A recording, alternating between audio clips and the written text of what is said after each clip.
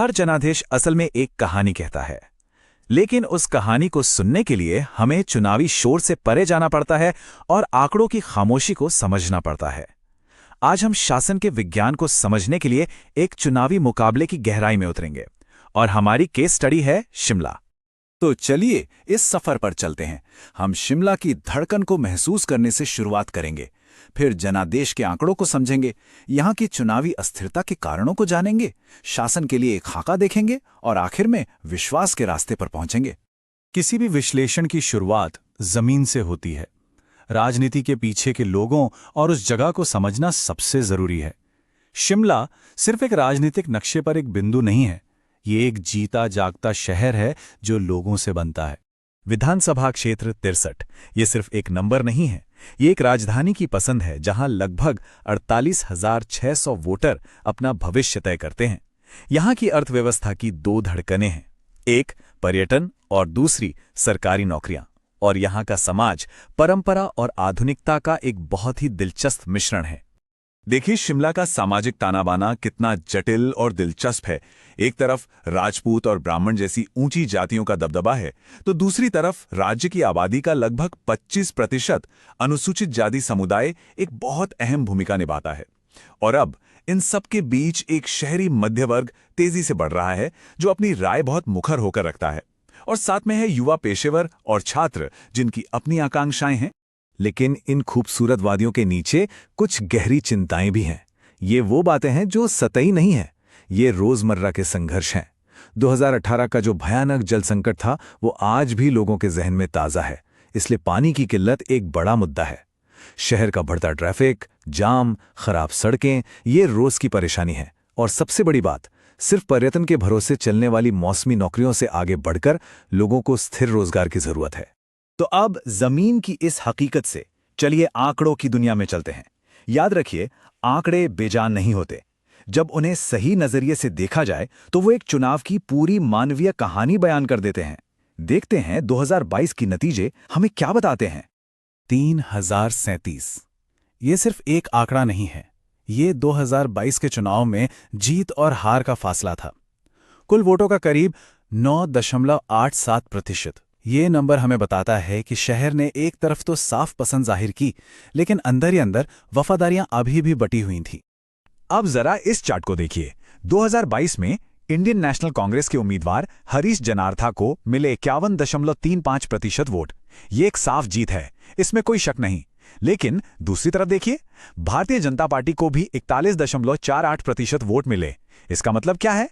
इसका मतलब है कि जीत के बावजूद ये शहर राजनीतिक तौर पर काफी हद तक बटा हुआ है। अब एक और दिलचस्प बात, मतदान। 2022 में लगभग 10 में से 4 लोगों ने वोट ही नहीं डाला। जरा सोचिए, उनकी ये जो चुप्पी है, इसका क्या मतलब हो सकता है? क्या ये सिर्फ उदासीनता है या फिर मौजूदा विकल्पों से एक तरह का असंतोष? ये सवाल बहुत जरूरी है, क्योंकि देखिए, हमारे संवैधानिक मूल्य हर नागरिक को सिर्फ गरिमा का अधिकारी नहीं देते, बल्कि एक सूचित और जिम्मेदार नागरिक होने की अपेक्षा भी रखते हैं। और वोट देना उसी जिम्मेदारी को निभाने का सबसे बड़ा तरीका है।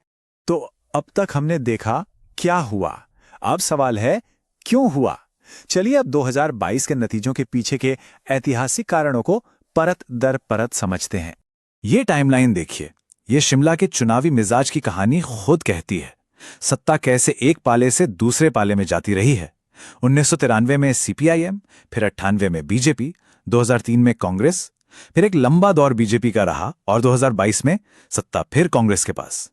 ये पैटर्न एक बहुत साफ इशारा देता है, यहाँ के वोटर किसी भी एक पार्टी के होकर नहीं रहते। अब एक बहुत ही अहम फैक्टर को समझते हैं जिसे कहते हैं स्पॉइलर इफेक्ट। मतलब जब कोई तीसरा मजबूत उम्मीदवार खेल बदल दे। 2017 में ठीक यही हुआ। हरीश जनार्था एक मजबूत निर्दलीय उम्मीदवार थे। नतीजा, विपक्ष के वोट बढ़ गए और बीजेपी की जीत का रास्ता आसान हो गया। लेकिन 2022 में तस्वीर बदल गई। मुकाबला सीधा सीधा दो पार्टियों के बीच था, तो सरकार के खिलाफ जो भी वोट थे वो एक जगह कांग्रेस के पक्ष में जमा हो गए। तो शिमला के इस चुनावी इतिहास से हम कौन से सबक सीख सकते हैं? पहली बात, सरकार विरोधी लहर यानी एंटी इनकम्बेंसी यहां एक बहुत बड़ी ताकत है। दूसरी बात, पार्टी से ज्यादा मजबूत उम्मीदवार और उनका जमीनी जुड़ाव मायने रखता है। तीसरे खिलाड़ी का स्पॉइलर इफेक्ट नतीजों को पलट सकता है। और सबसे बड़ी बात, यहाँ के वोटरों की वफादारी किसी पार्टी के लिए पक्की नहीं है। जीत को यहाँ हर बार कमाना पड़ता है। तो ठीक है, हमने अब तक विश्लेषण किया, इतिहास समझा, लेकिन अब आगे क्या? अब हम सिर्फ विश्लेषण से आगे बढ़कर एक एक्शन प्लान की बात करेंगे। एक ऐसा खाका जो किसी भी पार्टी को लोगों का भरोसा जीतने का रास्ता दिखा सकता है। देखिए, एक असरदार शासन और रणनीति के 4 मजबूत स्तंभ होते हैं। पहला है चुनावी जुड़ाव। इसका मतलब है उन मुद्दों पर ध्यान देना जो लोगों की जिंदगी को सीधे तौर पर छूते हैं, जैसे पानी, सड़क और नौकरियां।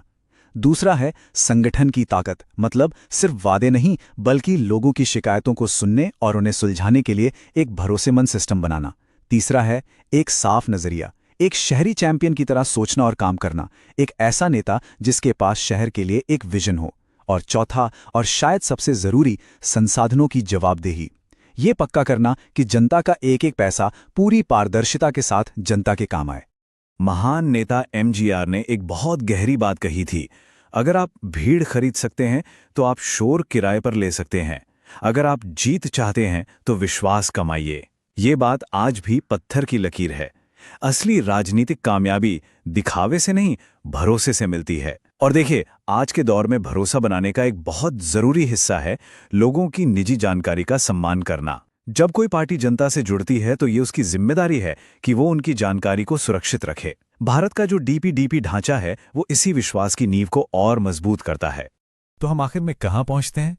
जनादेश आखिर कैसे कमाया जाता है, और उससे भी बड़ी बात, उसे बनाए कैसे रखा जाता है? जवाब एक ही शब्द में है, विश्वास। ये समझना बहुत जरूरी है कि जनादेश कोई इनाम या कोई ट्रॉफी नहीं है जिसे जीतकर सजा दिया जाए। ये एक जिम्मेदारी है। शिमला के आंकड़े हमें यही दिखाते हैं। वहां के वोटर बहुत समझदार हैं और वो काम की उम्मीद करते हैं। जब प्रदर्शन खराब होता है तो वो बदलाव लाने में हिचकिचाते नहीं हैं। तो हम सबको खुद से ये सवाल पूछना चाहिए कि एक चुनाव का असली मकसद क्या है? क्या सिर्फ जीत हार का खेल, या इससे भी कुछ बड़ा? चुनाव का असली मकसद एक ऐसा क्षेत्र बनाना है जहां हर एक नागरिक को ये महसूस हो कि उसकी आवाज सुनी जा रही है, उसका सम्मान हो रहा है और वो अपने भविष्य के लिए उम्मीद रख सकता है। यही वो राजनीति है जो प्रदर्शन और विश्वास पर टिकी है।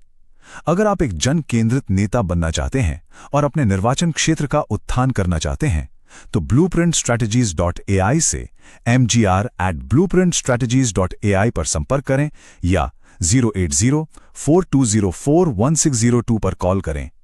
राजनीति से परे एक उद्देश्य,